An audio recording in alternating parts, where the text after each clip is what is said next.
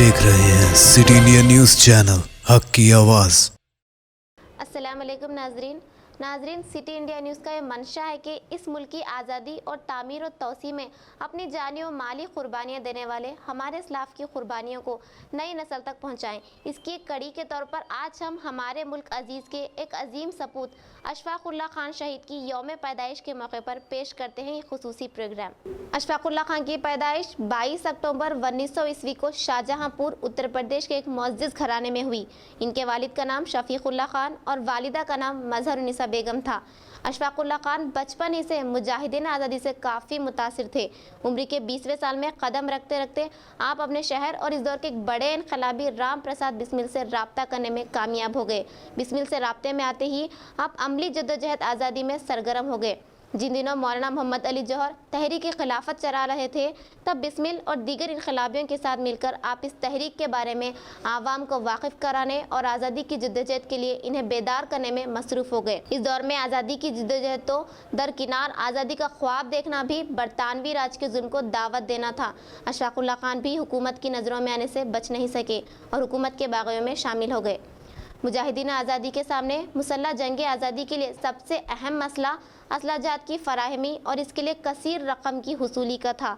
इनकलाबियों ने तय किया कि बरतानवी हुकूमत पिछले 3 सदियों से हिंदुस्तान को लूट रही है, चुनाचा ये रकम बरतानवी हुकूमत को लूट कर हासिल की जाए। इस मकसद के तहत इनकलाबियों ने 8 अगस्त 1925 को एक खुफिया नशिस्त की और 9 अगस्त 1925 ईस्वी को काकोरी के मुकाम पर सरकारी खजाना ले जा रही सहारनपुर लखनऊ पैसेंजर ट्रेन रोककर खजाना लूट लिया। इस सारी कार्रवाई में अशफाकुल्लाह खान ने अकेले ही छैनी और हथौड़े की मदद से आहनी तिजोरी को तोड़ा। इस मुहिम की सरबराही इनकलाबियों के सरदार राम प्रसाद बिस्मिल ने की। इस मुहिम में बिस्मिल और अशफाकुल्लाह खान के अलावा दीगर 8 इनकलाबी भी शामिल थे। काकोरी वाक़या तारीख़ आज़ादी हिंद में एक संगे मैल की हैसियत से दर्ज हुआ। ये वाक़या अंग्रेज़ों की ताकत, इनके गुरूर, घमंड पर एक कारी ज़र्ब था, जिससे बरतानवी हुकूमत बौखला उठी थी। हिंदुस्तान में मौजूद बरतानवी वायसराय लॉर्ड रीडिंग ने फ़ौरन स्कॉटलैंड यार्ड पुलिस महकमे को तफ्तीश के लिए नामज़द किया। खुफिया पुलिस ने महीने भर ही में इस वाक़े में मुलव्विस इनकलाबियों को शाहजहांपुर से गिरफ्तार कर लिया। अशफाकुल्लाह खान गिरफ्तारी से बचकर किसी तरह रोपोश होने में कामयाब हो गए। बनारस पहुंचकर वो एक इंजीनियरिंग कंपनी में मुलाजिमत करने लगे।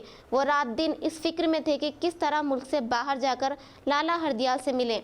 लाला हरदयाल इन दिनों अमेरिका में मुकीम थे और अपनी ज़ाती अफकार की तहरीर और तकारीर की मदद से आवाम में तबलीग कर रहे थे। शुरुआती दौर में लाला हरदयाल कम्युनिज़म से खासे मुतासिर रहे। अशफाकुल्लाह खान लाला हरदयाल से मिलकर इन्हें आज़ादी वतन की सरगर्मियों में शामिल करना चाहते थे। इन्हीं से मिलने की खातिर अशफाकुल्लाह खान बनारस से दिल्ली आए ताकि जल्द मुल्क से बाहर जा सकें, लेकिन इनके एक पठान दोस्त ने सियासी बख्ती का सबूत देते हुए इनको गिरफ्तार करवा दिया। अशफाकुल्लाह खान फैज़ाबाद जेल रवाना कर दिए गए, जहां पर इनके खिलाफ कत्ल, डकैती और हुकूमत के खिलाफ साजिश का मुकदमा चलाया गया। अशफाकुल्लाह खान के भाई रियासतुल्लाह खान ने कृपा शंकर को इनके मुकदमे की पैरवी सौंपी। कृपा शंकर साहब ने मुकदमे में कोई कसर न छोड़ी, लेकिन बरतानवी जालिम हुकूमत ने अदालती कार्रवाई महज खाना पूरी के लिए की थी। चुनाचा इन्हें सजाए मौत सुनाई गई। काकोरी साजिश के तहत बरतानवी हुकूमत ने अशफाकुल्लाह खान, राम प्रसाद बिस्मिल, राजेंद्र लहरी और ठाकुर रोशन सिंह को सजाए मौत, दीगर 16 इनकलाबियों में से 4 को सजाए उम्र कैद और बाकी को 4 साल के लिए कैद बा मुशक्क़त की सज़ा तफवीज़ की। मुकदमे के दौरान अंग्रेज़ों ने अशफाकुल्लाह खान को सरकारी गवाह बनाने और राम प्रसाद बिस्मिल के खिलाफ गवाही देने के लिए रजामंद करने की खातिर पुलिस इंस्पेक्टर तसद्दुक हुसैन को नामज़द किया। उसने अशफाकुल्लाह खान को मजहब का वास्ता देकर कहा कि तुम कैसे मुसलमान हो जो एक हिंदू का साथ दे रहे हो, जिस मुल्क को हिंदू राष्ट्र बनाना चाहते हैं। इसके जवाब में अशफाकुल्लाह खान ने कहा कि राम प्रसाद का हिंदू राष्ट्र आपके बरतानवी हुकूमत से बेहतर होगा। जिन लोगों ने अशफाकुल्लाह खान को असीरी के ज़माने में देखा, इनका बयान है कि जेल में भी अशफाकुल्लाह खान पाबंदी से 5 वक्त की नमाज़ें अदा करते और रोज़ाना तिलावत कुरान भी करते। ये कुरान ही का एजाज़ है कि वो अंग्रेज़ों की चालों में नहीं आए और इन्होंने सरकारी गवाह बनने की अंग्रेज़ों की दरख्वास्त को पाए हिकारत से ठुकरा दिया।